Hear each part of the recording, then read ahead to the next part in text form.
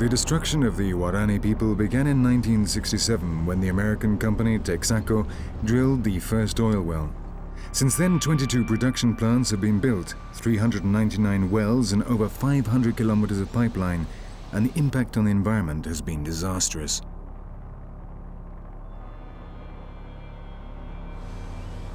In 32 years, over 70 million liters of crude oil have been spilled. Over 100,000 liters of toxic waste has been poured directly into the rivers. 1 million hectares of forest have been cleared, and over 235 million cubic meters of gas have been burnt in the open air, affecting a population of 300,000 indigenous peoples. Many of them now suffer from everything from skin diseases to cancer, as well as all the viruses brought by the white men: smallpox, measles, whooping cough, plague, typhus, dysentery, flu. Rocío Alarcón is an ethnobotanist who has spent many years fighting to defend the interests of the indigenous tribes. Obviously, behind oil companies, behind wood companies, there are human groups belonging to this country who look for new alternatives and come to settle these lands. And the laws, the state, with its slowness, taking decisions, or with its contradictory laws, has provoked that the Guarani lose more and more land every day. They lose their habitat and therefore their knowledge. The network of bridges and roads built by the multinationals meant this once impenetrable territory became accessible. The oil attracted people from every corner of the country in search of a better life.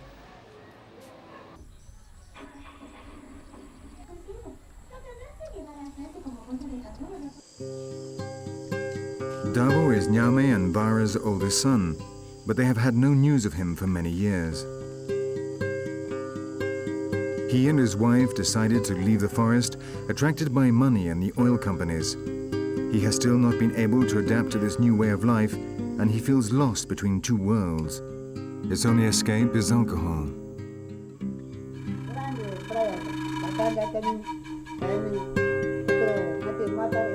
I thought I was coming to paradise. My friends, the timber merchants, told me stories about the oil companies. They convinced me to come here to work, saying I would earn a lot of money. But I didn't, and now I regret leaving the jungle. Every single day I think about how I used to hunt with my father and all my brothers, all of us naked. I was very happy. Now I realize that paradise is not this, but what I left behind. Now it's too late.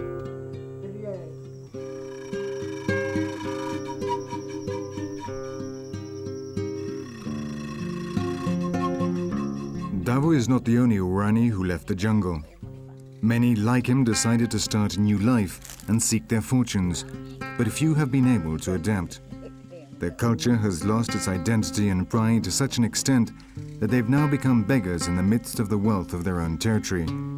They beg for charity while their houses are built on enormous reserves of oil.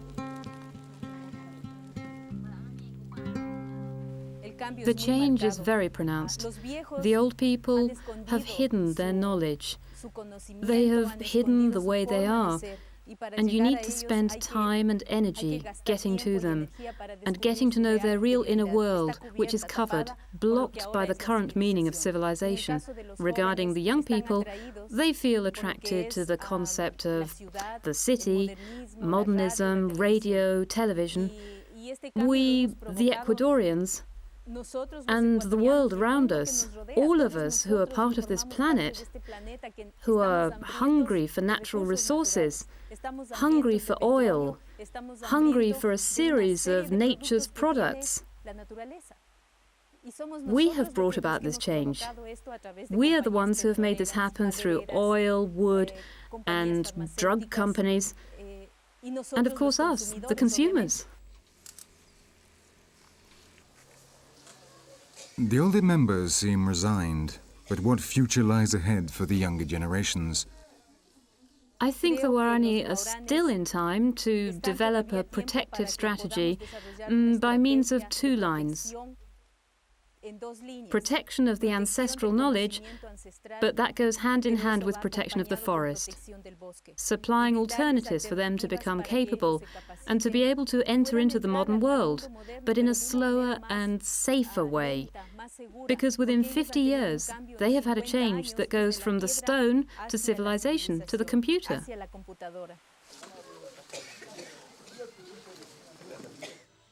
Many young Indian women have no alternative but to work in the many brothels on the outskirts of Coca, the town closest to the Wairani territory.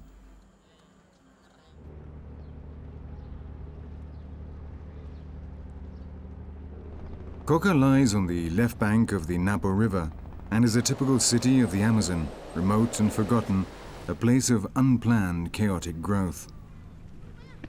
At first sight, the town looks poor, but this could not be further from the truth. Money flows like water here.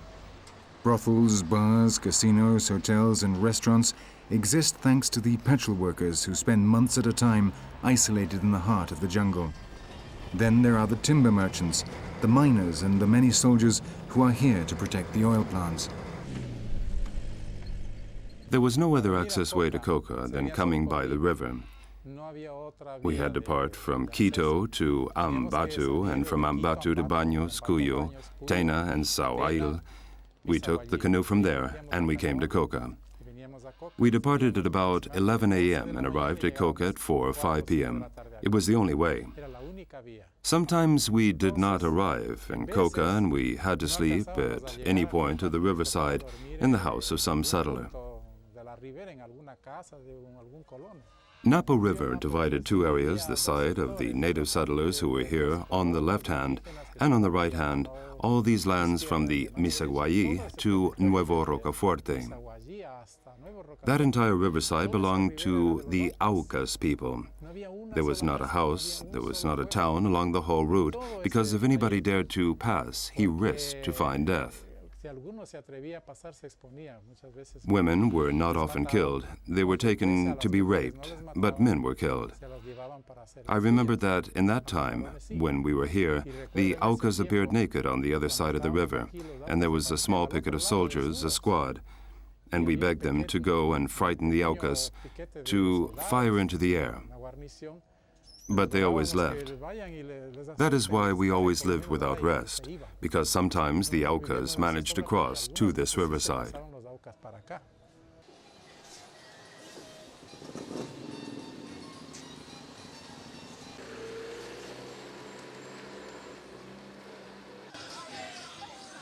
Coca is also the distribution center for the raw materials the drug dealers need to make cocaine, and the off-duty meeting place of the FARC, the Colombian guerrillas whose headquarters is just across the border.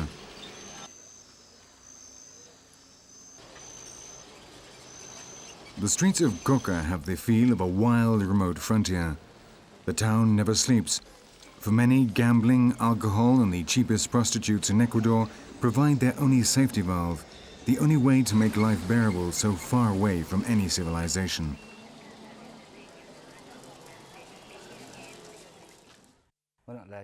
Coca has several founders. In Jesuit times, it was called San Antonio de la Coca.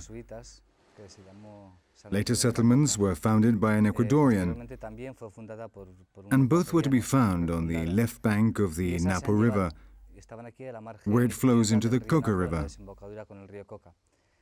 This foundation is dated to about 1954 and was the work of a Capuchin monk called Camilo de Torano, who arrived here when there were just 3 little houses in the area.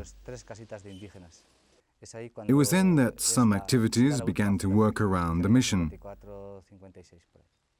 It had a little school, a clinic, and a small group of people began to group themselves around the mission area.